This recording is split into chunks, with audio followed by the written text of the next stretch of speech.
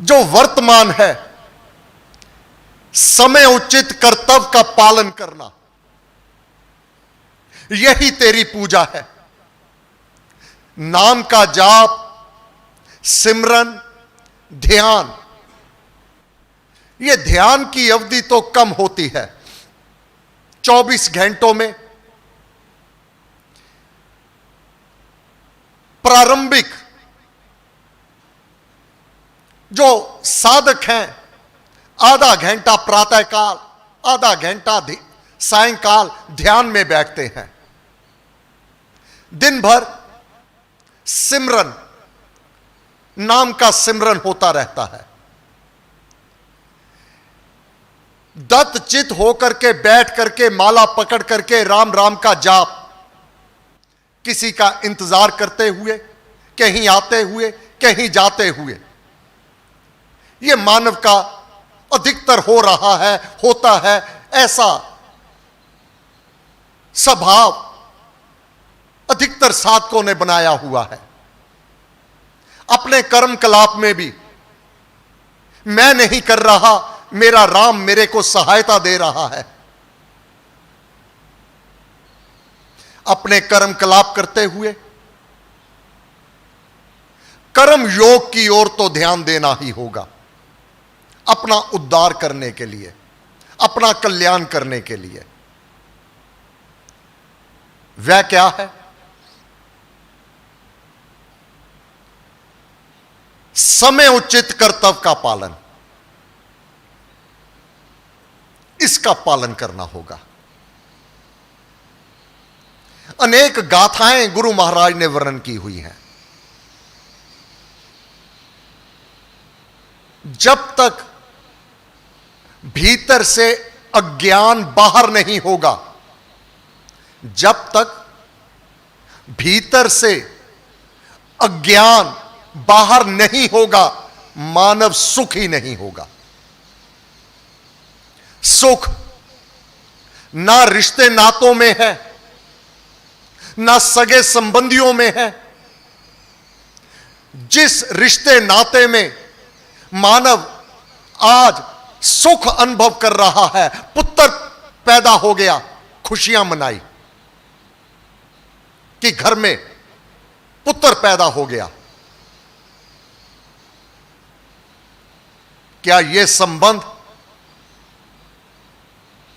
तुझे खुशियां देने वाला होगा?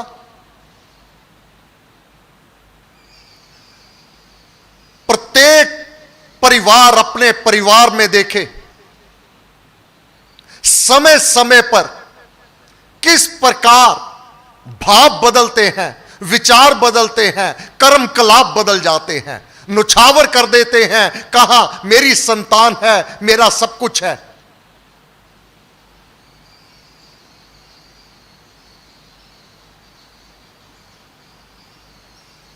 गुरु महाराज ने कहा, हे मानव, तू अकेला आया था, क्या लेकर आया था? जो तूने जप किए थे, पाठ किए थे, शुभ कर्म किए थे, यह संपत्ति तू साथ लेकर आया था। जो जप तप शुभ कर्म किए हैं, जो जाप किए थे, यह संपत्ति कमाई हुई है।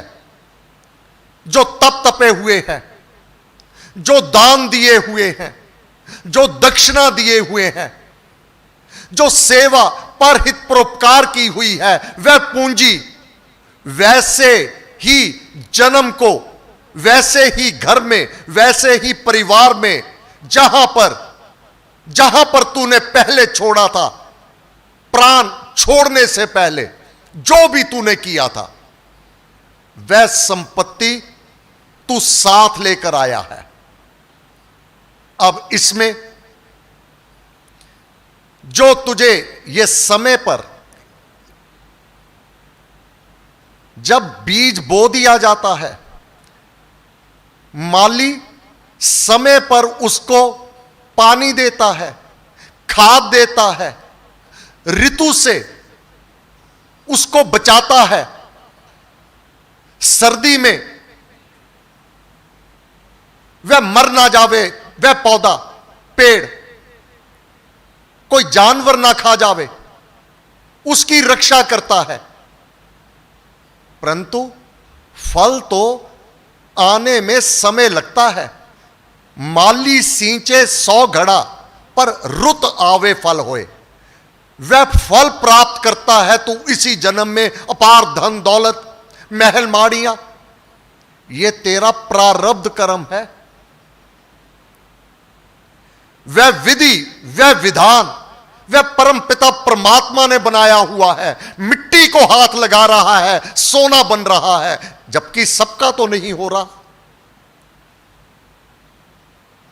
अब तू और सचेत हो जा, ये प्रारब्ध में अभिमान ना हो जावे। मैंने किया, मेरे द्वारा हुआ। हे प्रभु, ये तेरी कृपा हुई। अब इसके विपरीत जो दुखी है, निर्धन है, खाने को भी भोजन नहीं है, ढंग से रहने को घर नहीं है, वह भी संपत्ति ये प्रारब्ध साथ लेकर आए हैं। कभी ना गया तू संत शरण में, कभी ना हरि गुण गाया। अब विचार कर लेना, कभी तो संत की शरण में नहीं गया था, कभी हरि के गुण गान नहीं किए थे, कभी शुभ कर्म नहीं किए, कभी सेवा नहीं की, कभी दान पुण्य का कार्य नहीं किया, नाम का जाप नहीं किया, परहित परोपकार नहीं किया। तो महाराज ने गाथा लिखी हुई है। एक किसान हष्ट पुष्ट है, परंतु निर्धन इतना है, कड़ी मेहनत करता है, प्रातःकाल पौ फटने पर अपने खेतों में चला जाता है, खून पसीना एक करके सायंकाल इतना भी उपार्जन नहीं कर पाता कि 2 वक्त की उसको रोटी नसीब हो जावे। परंतु प्रातः पौ फटने से पूर्व भजन ध्यान में लीन हो जाता है। सायंकाल रसोई बनाने के पश्चात अगर कोई भूखा दर पर आ जावे तो अपना सारा भोज्य पदार्थ दान में दे देता है और सारी रात भगवान का धन्यवाद करते हुए नहीं थकता कि हे भगवान, मेरे कंगाल के घर के सम्मुख भी, द्वार पर भी कोई भिक्षा लेने आ गया। हे प्रभु, तभी आया। अगर मैं इतना समर्थ हूं देने के लिए, हे प्रभु, ये दान वृत्ति पर हित परोपकार मेरा बना रहे। अपने पास इतना धन नहीं, कड़ी मेहनत के पश्चात भी उस परमात्मा के सम्मुख कोई गिला शिकवा नहीं। उसके नाम का सिमरन, नाम का जाप, सेवा, दान, पुण्य, जितनी समर्थता है वह करता चला गया। एक बार एक सेठ ने उस किसान से पूछा, यह गाथा परम पूज्य श्री स्वामी जी महाराज ने भक्ति प्रकाश में वर्णन की है।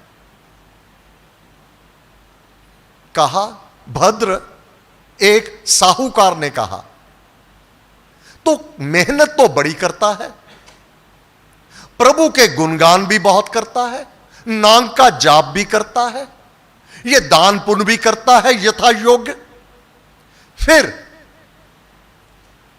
तेरा कौन सा मंद भाग्य है, कड़ी मेहनत के पश्चात भी 2 समय तू पेट भर के भोजन भी नहीं कर पाता। उस किसान ने क्या कहा, गुरु महाराज की वाणी, भाई, ये जो मेरा वर्तमान है, ये तो मेरा प्रारब्ध में पिछले जन्म में किए कर्मों का परिणाम है। अब इस जन्म में मैं अगंत आगे वे आने वाला समय, अगला जन्म तो होगा, आत्मा तो मरेगा नहीं, शरीर समाप्त हो जाएगा, अगला जन्म तो मुझे प्राप्त होगा। ये जो मैं जाप कर रहा हूं, ये पाठ कर रहा हूं, जो सेवा कर रहा हूं, ये दो दान दे रहा हूं, ये मैं पुण्य के बीज बो रहा हूं, ताकि भविष्य में, आने वाले समय में, अगले जन्म में मैं भी धन जन संपन्न हो जाऊं। ये बीज बोया हुआ है मेरा। तो मैं कदापि भगवान के आगे ये गिला नहीं करता कि मेरे पास कम है। मेरे गुरुदेव से जो कहते हैं, क्यों कहा, कभी ना आया संत शरण में, कभी ना हरि गुण गाया। वर्तमान ये तेरी सेवा, तेरा जाप, तेरा सत्संग, तेरा महापुरुषों की शरण को ग्रहण करना, ये तुझे आने वाले जन्मों में वह फल देगा। कितना फल देगा? जिंदा दे लेंदे थक पा। वह देते हुए नहीं थकेगा, वह बीज बोना होगा। तब गुरु महाराज ने कहा, हे प्यारे, अपने वर्तमान को संभाल ले, अपने मान घुमान में अंड बंड मत बोल, डर जा राजा राम से, जीव ना लंबी खोल। अगर तेरी बनी हुई है, तेरा प्रत्येक कार्य सिद्ध हो रहा है, परमेश्वर की कृपा है, धन लक्ष्मी की तेरे ऊपर कृपा है, हर प्रकार से सुख सुविधाएं तुझे प्राप्त है, फिर अपनी जुबान से अंड बंड मत बोल, अनाप शनाप मत बोल। डर जा राजा राम से। राजा, सारी इस ब्रह्मांड को चलाने वाला वह राम है, जिसे राजा कहा। वह राजा है, वह इतना सजग है, सब और देखने वाला है, सुनने वाला है और जानने वाला है। उसको धोखा नहीं दे सकते। मानव को धोखा देना कोई कठिन नहीं है। मीठी मीठी बातें बोलो, मीठी मीठी बात बोल करके इस प्रकार से धोखा दे दो कि यही मेरा अपना है, कोई कठिन नहीं है। गुरु महाराज ने कहा, विचार कर ले, समय अधिक नहीं है। विचार कर लेना कितनी आयु बीत चुकी है। जब यह गणना कर लोगे कितनी आयु बीत चुकी है, क्या पाओगे? अधिक आयु, जितनी मेरी आयु है, 100 वर्ष मान लो, अधिक से अधिक मानव को 100 वर्ष की आयु प्राप्त है। 100 वर्ष में मैं कितने वर्ष जी चुका हूं, क्या पाओगे? अधिक जी चुका हूं, अब तो बहुत थोड़ी बची है। अब थोड़ी में अपना कर्म ना बिगड़ने देना, अपना कर्म ना बिगड़ने देना। जहां तक तो धन दौलत की बात है, सगे संबंधी धन दौलत ये मुक्ति नहीं देते हैं। ये अज्ञानवश मानव इनके पीछे भागता है। निस्संदेह गुरु महाराज ने कहा, मैं कभी खंडन नहीं करता, कभी खंडन नहीं करता, धन दौलत को कदापि इसका अनादर नहीं करता। बहुत महत्व है इसका, जीवन में बहुत महत्व है। बिना धन दौलत के ये जीवन नहीं ढंग से बीत सकता। परंतु सब कुछ धन दौलत है, ये अज्ञान है, ये अज्ञान है। रामायण काल में आ जाओ, सतयुग में आ जाओ। याज्ञवल्क्य ऋषि महाराज की 2 पत्नियां हैं, एक मैत्रेयी है, एक कात्यायनी है। याज्ञवल्क्य ऋषि के पास, अब महाराज जनक के पास कितनी अपार धन दौलत है, अपार। राजे हैं, समझ सकते हैं एक राजा के पास क्या कुछ होगा। लाखों की गिनती में तो सेना ही है, प्रजा है, अपार धन दौलत, हीरे जवाहरात, धन दौलत असीम। गुरु महाराज ने लिखा, असीम है, सीमा रहत है। परंतु विनम्रता कितनी। जब सिद्ध ने कहा कि आप इतनी अपार धन दौलत होते हुए ब्रह्म ज्ञानी कैसे हो गए?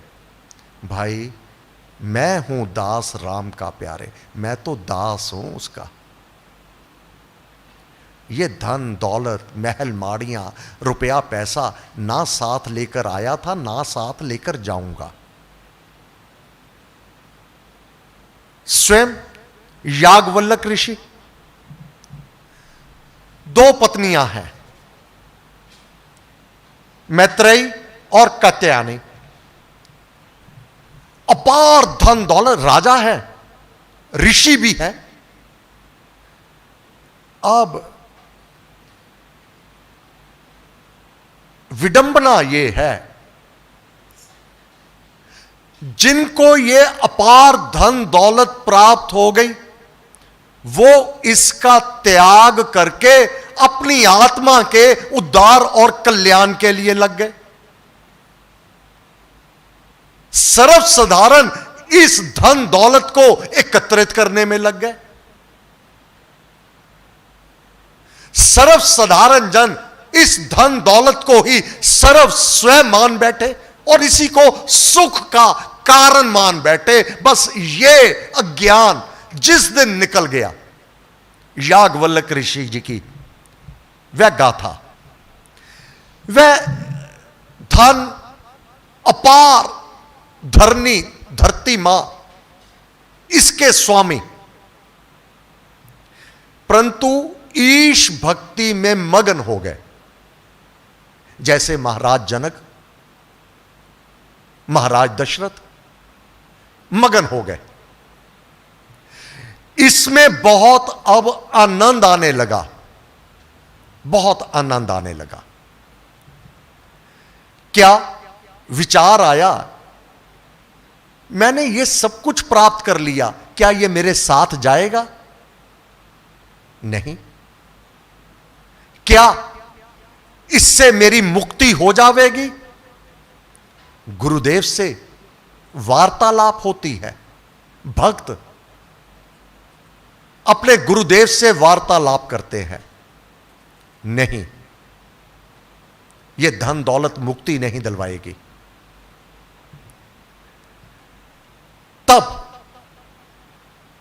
अंदर वैराग्य आ गया कि मैं समस्त धन दौलत, ये महल माड़ियों को, अपनी संतति, अपने बच्चों को, और दोनों 2 पत्नियां हैं, इनके बीच में बराबर बांट दूं, बराबर, ताकि धन के अभाव में इनको कोई दुख ना होवे और आपस में इनका झगड़ा भी ना होवे। तब कात्यायनी और मैत्रेयी, कात्यायनी तो घर गृहस्थी में बहुत ही तेज है, बहुत तेज है वह, और मैत्रेयी समर्पित भाव से गौ की तरह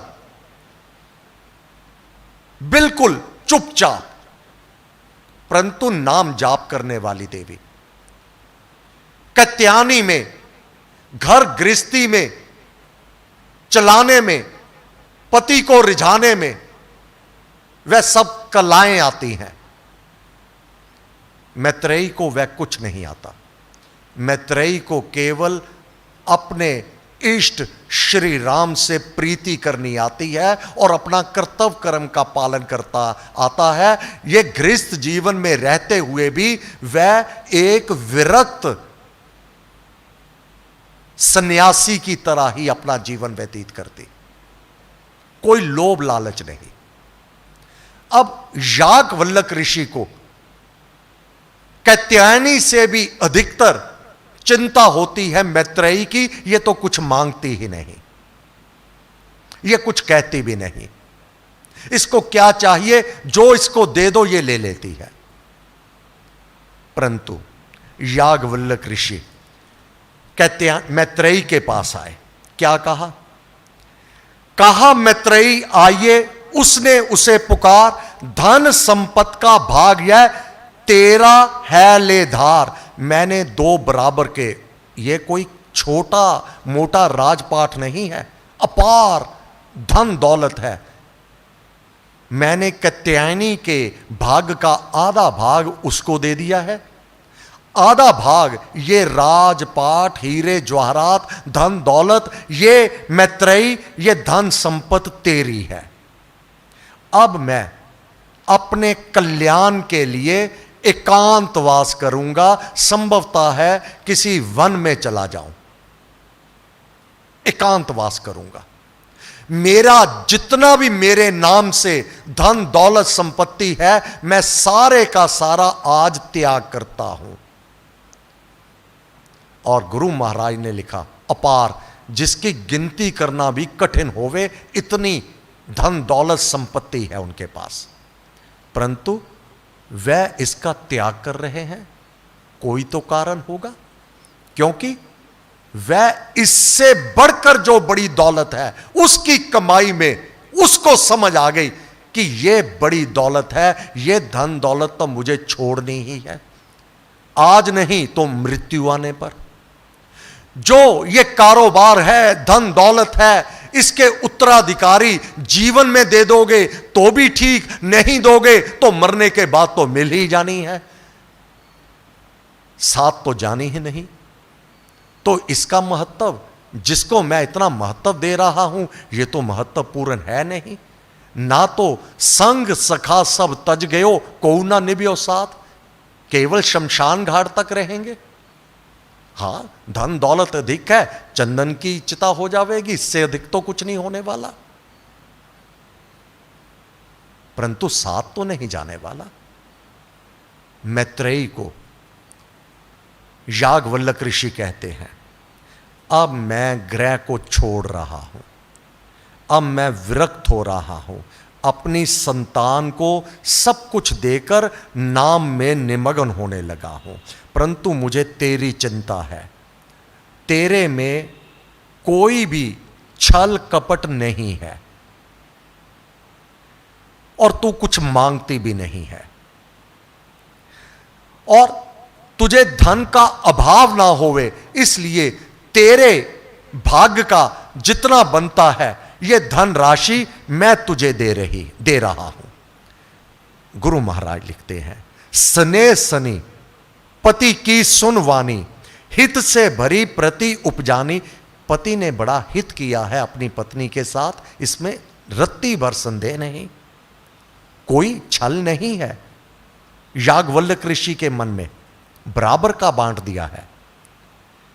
अब मैत्रेयी प्रश्न करने लगती है, हे प्रभु, मुझे यह बताएं, अगर यह महत्वपूर्ण होता तो ये आप अपने पास रखते, इसको कदापि छोड़ते नहीं।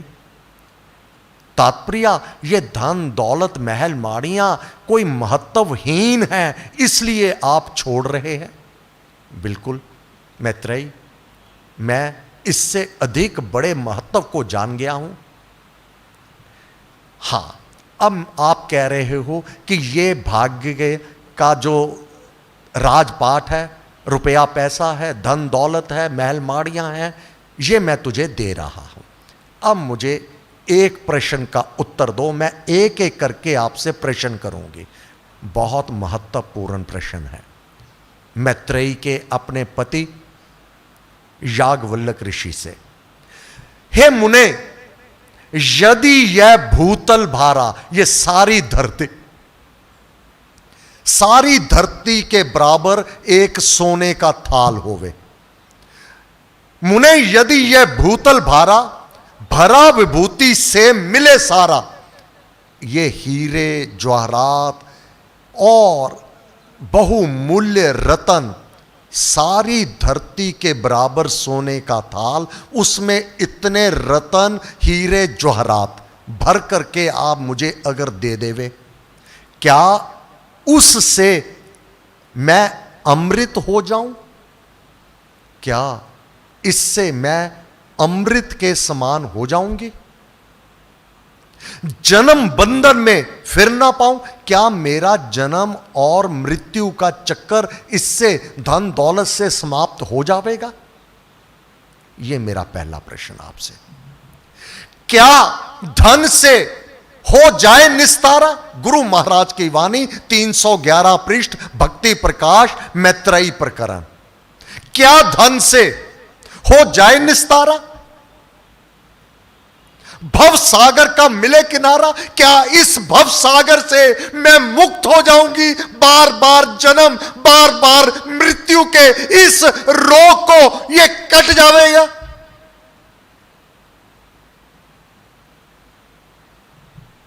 उत्तर में मुनिवर तब बोले, याज्ञवल्क्य ऋषि अपनी पत्नी को उत्तर दे रहे हैं, उत्तर उसका जवाब दे रहे हैं।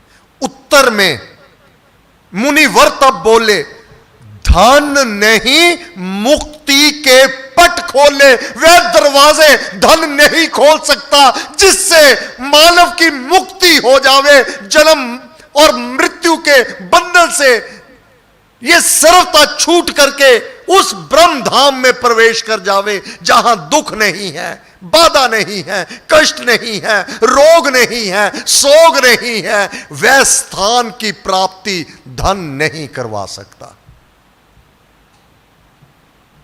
मोक्ष का साधन गुरु महाराज वर्णन करते हैं।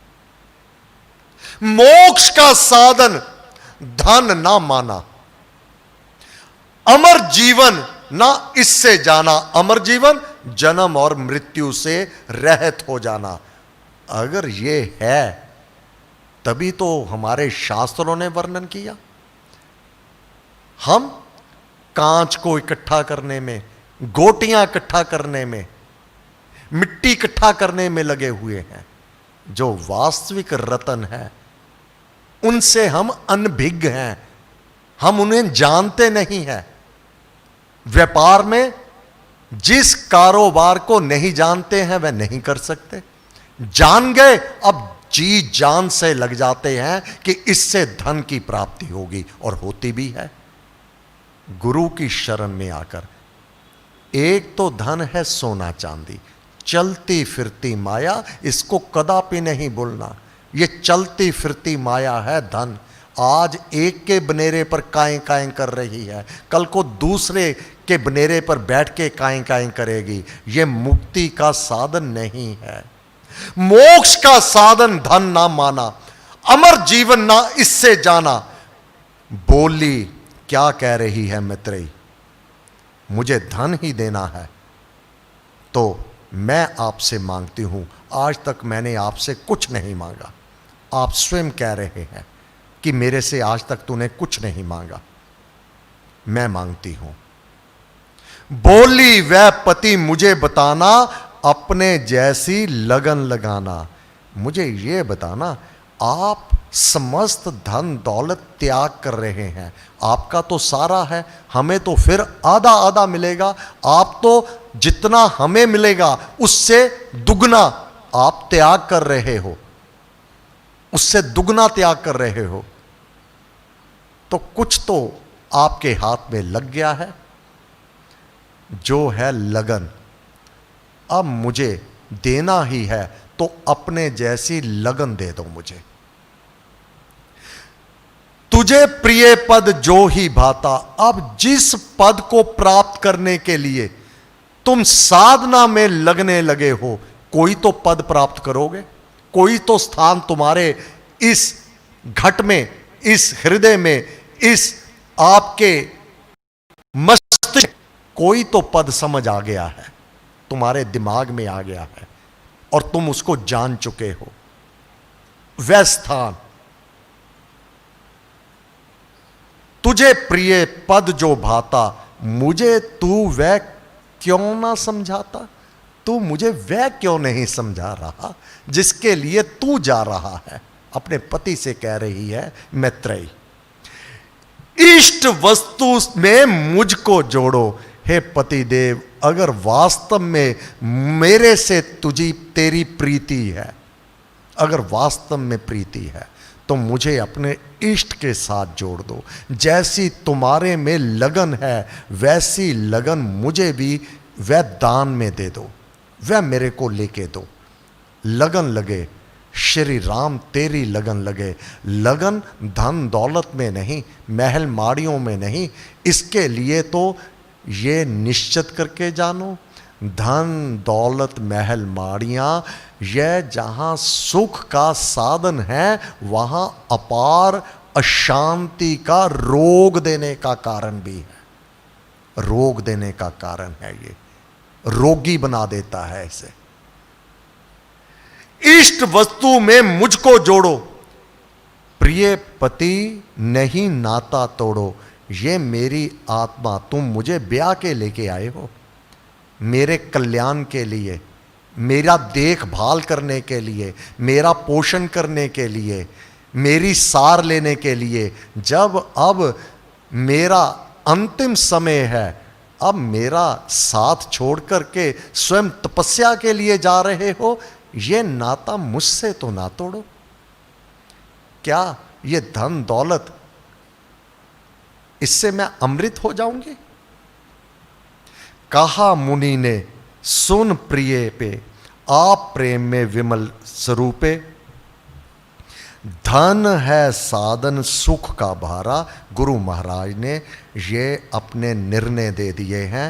याज्ञवल्क्य ऋषि का कथन है। ये धन दौलत साधन है सुखों का, निस्संदेह है। इससे आत्मा को है प्यारा, इसलिए मानव क्या है? आत्मा ही है। शरीर तो नष्ट हो जाना है, इसने तो भस्म हो ही जाना है, खाक में चले ही जाना है। आत्मा ने अमर सत्ता है। आत्मा को ये धन प्यारा इसलिए लगता है कि ये शरीर को सुख देता है। यदि सुख में ना हो सहाय, अगर सुख में ये धन दौलत सहायक ना होवे, वह लगता है अति दुखदाई। आत्म रक्षा हेतु ही प्यारे, धन संपत लगते हैं प्यारे। पति पत्नी सुत सुता सब कोई, जग के नाते माने सोई। पति पत्नी पुत्र पुत्रियां, इनका नाता धन से घनिष्ठ हो जाता है, क्योंकि यहां पर धन दौलत क्या करता है? अगर तो सात्विक वृत्ति है तो धन दौलत सुखों का अपार घर है। अन्यथा लोभ के कारण, प्रमाद के कारण और चाहिए और चाहिए और चाहिए, अपनों को दुख देने का ये धन कारण बन जाता है। गुरु महाराज की वाणी। तब गुरु महाराज ने कहा, जिसमें अपना आप पसारे, प्रेम रूपता वहां विस्तारे। सो प्रिय रूप आत्मा देखा, है निज में शुभ परम सुरेखा। इसको जन हे मानव, इसको ज्ञानी जन से जान। इसको जान ज्ञान से प्यारी, प्रेम रूप निजु सत्ताधारी। अपना आप सभी को प्यारा। क्या प्यारा है? प्रत्येक मानव को अपना आप प्यारा है। फिर धन प्यारा है, महल माड़ियां प्यारी हैं। फिर जो अपना प्यारा है वह सबसे अधिक प्यारा है। कैसे? मां, पिता निस्संदेह अपने गृह में धन के साथ अथाह प्रेम करते हैं। क्या धन से ही अकेला प्रेम है? ऐसा नहीं, उससे अधिक प्रेम अपने आप से है। अगर वैसे 1 रुपया नहीं देता किसी को, कोई रोग आ गया, कोई कष्ट आ गया, डॉक्टर के सामने सारा धन रख देता है कि मुझे बचा लो। अब इससे भी ऊपर, अगर अपने परिवार का कोई सदस्य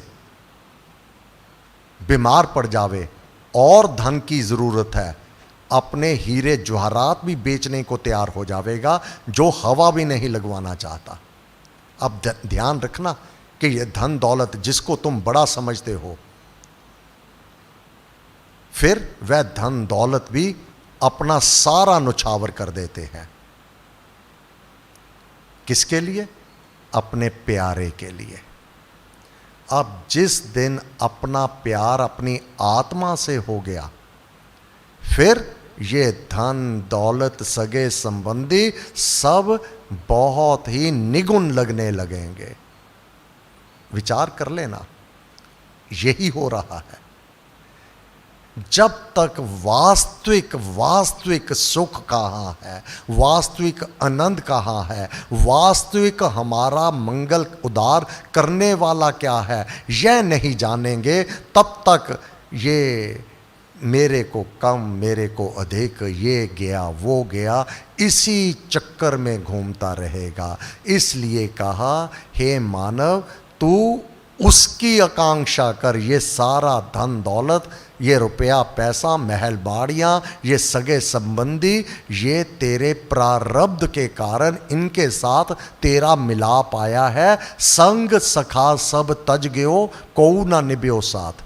ना धन, ना दौलत, ना सगे संबंधी, ये संग सखा सब तज गयो, कोऊ ना निभ्यो साथ।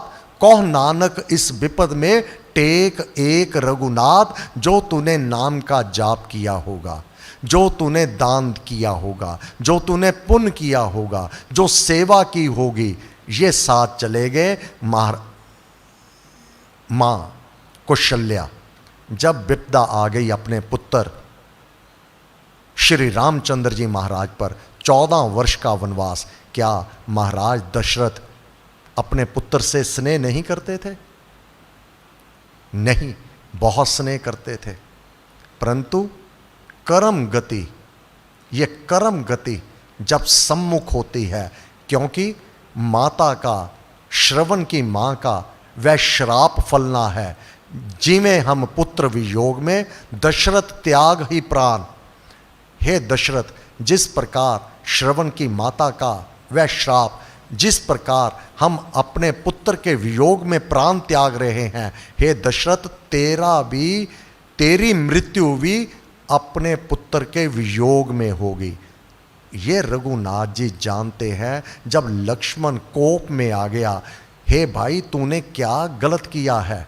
ना तो तूने पर धन छीना है, ना किसी ब्राह्मण की हत्या की है, ना तूने पर नारी को बुरी दृष्टि से देखा है, तो अपने देश से निकाला 14 वर्ष का वनवास, वह भी दंडक वन में, किस अपराध के कारण हो रहा है? राजा परिभूत हो रहा है अपने पत्नी के प्रेम में।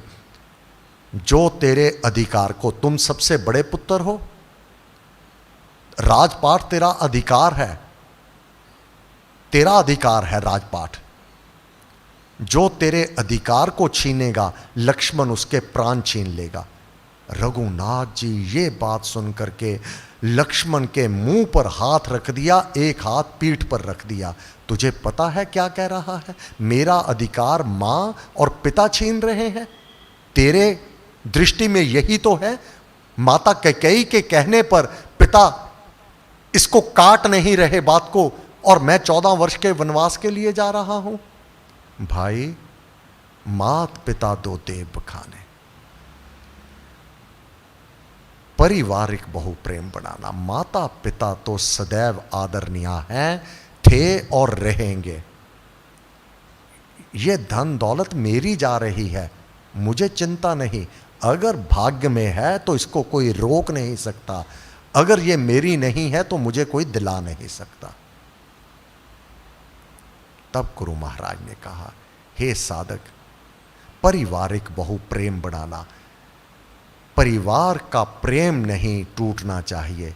ये धन दौलत महल माड़ियाँ यहीं रहेंगी, यहीं रह जावेंगी। तुम्हारे कर्म तुम्हारे साथ जावेंगे। जो अगला जन्म का ताना बाना, ये तुम्हारे भाव, तुम्हारे कर्म। तब माता कौशल्या ने क्या कहा था? 14 वर्ष भगवान जा रहे हैं वनों को, जो जप तप शुभ कर्म किए हैं। अब हमें करना क्या है?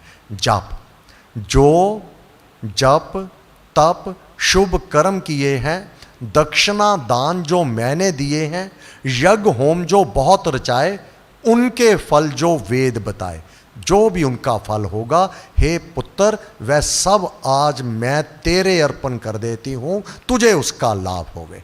तो धन तो वह है जो 14 वर्ष मां का वह आशीर्वाद, वह कमाया हुआ धन, वह जो यजन किए हैं, तप किए हैं, दान दिए हैं, दक्षिणा दी है, उसका फल 14 वर्ष माता सीता, लक्ष्मण और राम के साथ रहे और फुलवारी बढ़ी। लव और कुश 2 पोत्रे महाराज दशरथ को प्राप्त हो गए।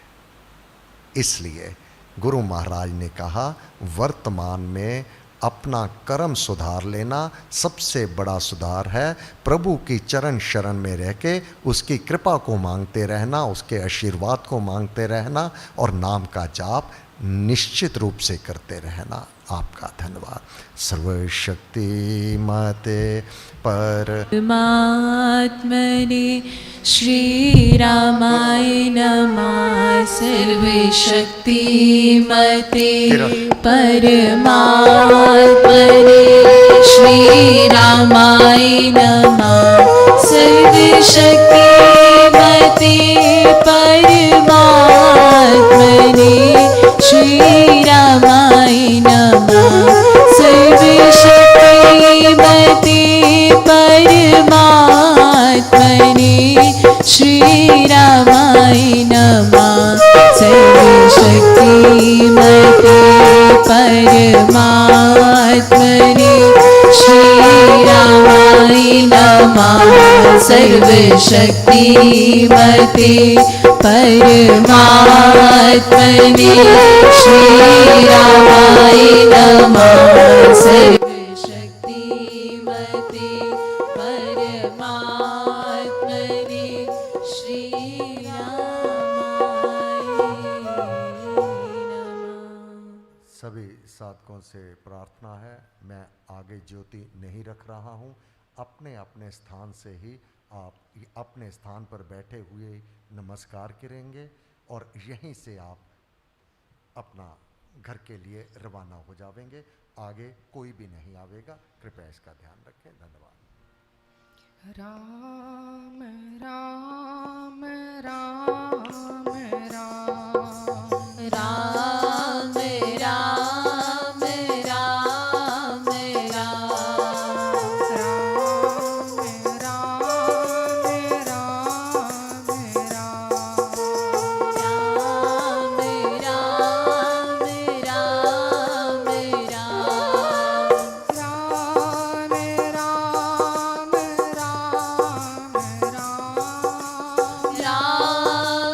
राम